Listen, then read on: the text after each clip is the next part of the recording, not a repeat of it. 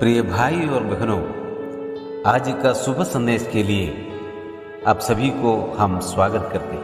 एक ही बलिदान द्वारा सर्वदा के लिए, एक ही बलिदान द्वारा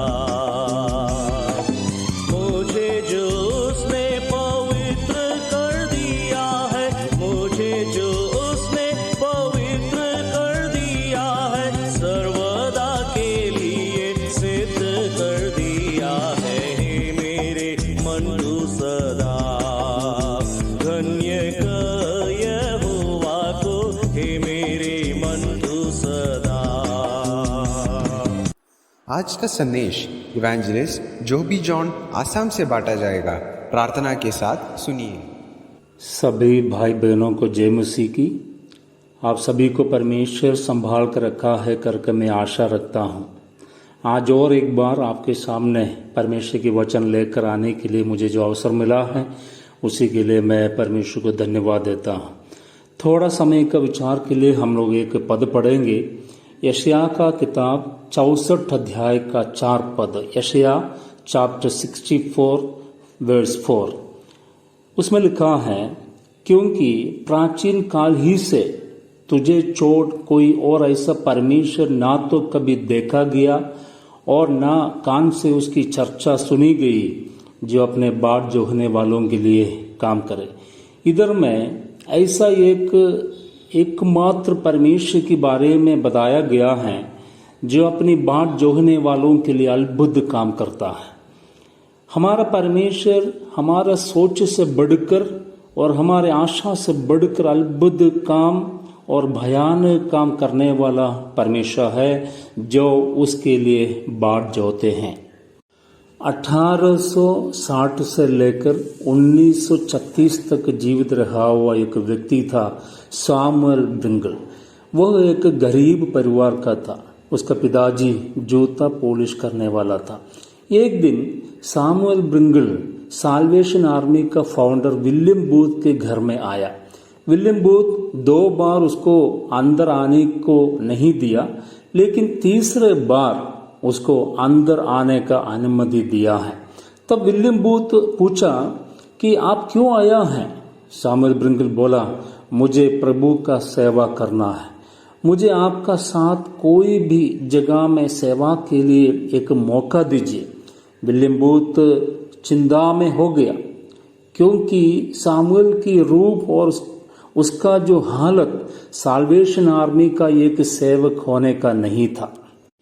विलियम बूथ उसको रखने के लिए नहीं चाहता था, इसलिए उसको बताया, और कोई सेवा नहीं है। आप यदि चाहते हैं तो मेरा जूता और चप्पल साफ कर सकता है। जूता रखा हुआ छोटा रूम दिखाया, और तुम इसी रूम में खाना भी है, और इस रूम में खाना और सोना सब कुछ इसी रूम में करना है बोलकर बताया। विलियम बूथ सोचा कि सैमुअल ब्रिंगल वापस जाएगा, लेकिन वो काम ले लिया। उस गंदे और छोटे रूम में रहकर उसको सब जूताओं को साफ करना शुरू किया।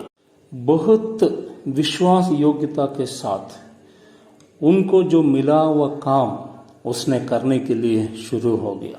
उसी रूम में उसने रात दिन अपने काम को करता रहा, और उसी में रहा, और उसी में खाया, उसी में सब कुछ किया।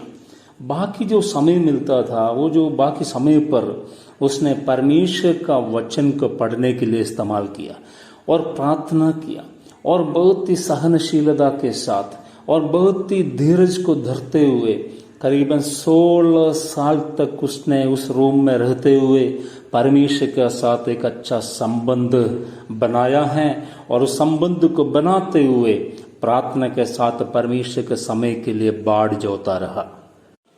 उस समय पर विलियम बूथ साल्वेशन आर्मी का विश्वासियों को बुलाकर बड़ा एक मीटिंग का आयोजन किया, और 6 दिन वचन बोलने के लिए 6 प्रचारकों को उसने नियुक्त किया। 50,000 से अधिक लोग इस मीटिंग में आया है। 5 दिन में सेवकाई बहुत अच्छा से चल गया है, और 5 दिन में प्रभु की दास लोगों ने वचन को सुनाया है।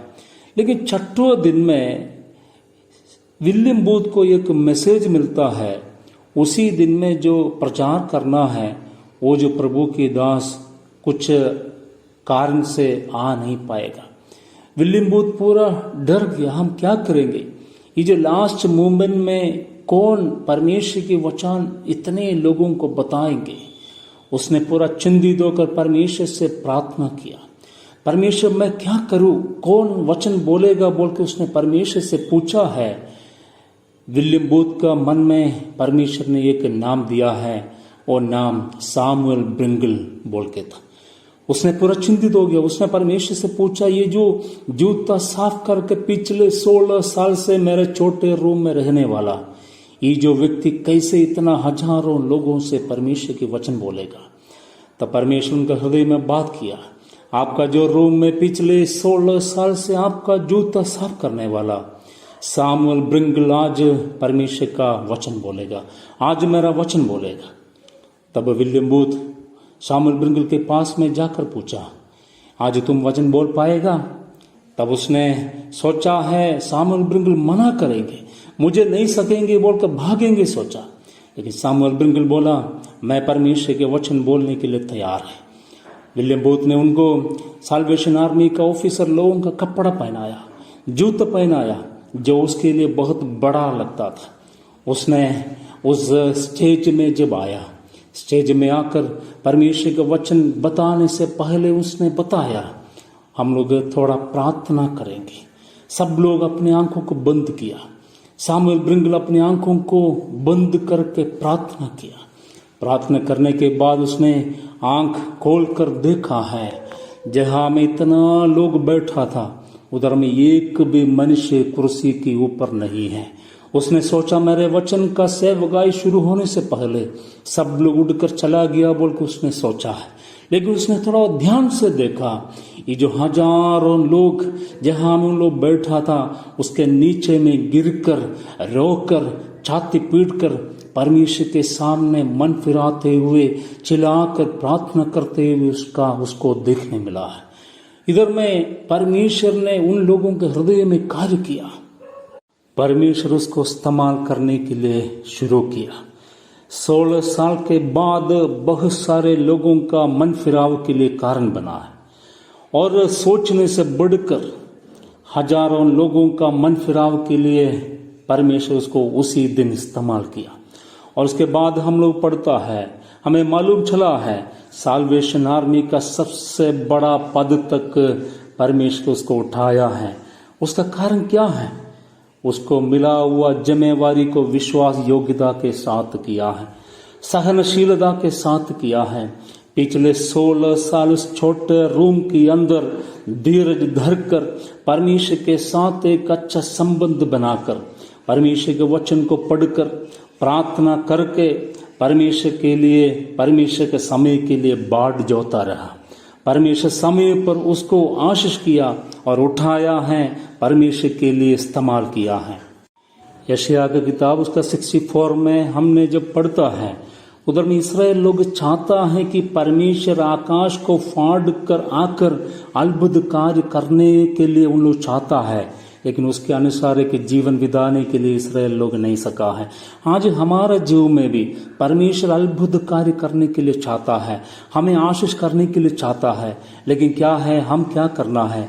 परमेश्वर के लिए प्रसन्न योग्य एक जीवन बिताना है और हमें परमेश्वर देने वाला जिम्मेवारी को विश्वास योग्यता के साथ करना है, धीरज धर कर रहना है और सहनशीलता दिखाना है, परमेश्वर के साथ एक अच्छा संबंध बनाना है। शायद हम कोई भी परिस्थिति में क्यों ना हो, शायद हमारा अवस्था कितना भी खराब क्यों ना हो, कितना भी ऐसे नीचे परिस्थिति में क्यों ना हो, उस जगह में रहते हुए परमेश्वर से प्रार्थना करते हुए उनके वचन को पढ़ते हुए परमेश्वर के लिए बाढ़ जोते रहेगा, उस परमेश्वर हमारा जीवन में अद्भुत कार्य करने वाला है। हम लोग वचन में पढ़ा है, जो अपने बाढ़ जोहने वालों के लिए अद्भुत कार्य करने वाला परमेश्वर है हमारा परमेश्वर।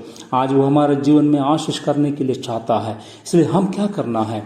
परमेश्वर के लिए प्रसन्न योग्य जीवन बिताना है, जो हम सोच भी नहीं सकता है, हम देखा भी नहीं है, सोचा भी नहीं है, चर्चा भी कभी नहीं सुना है।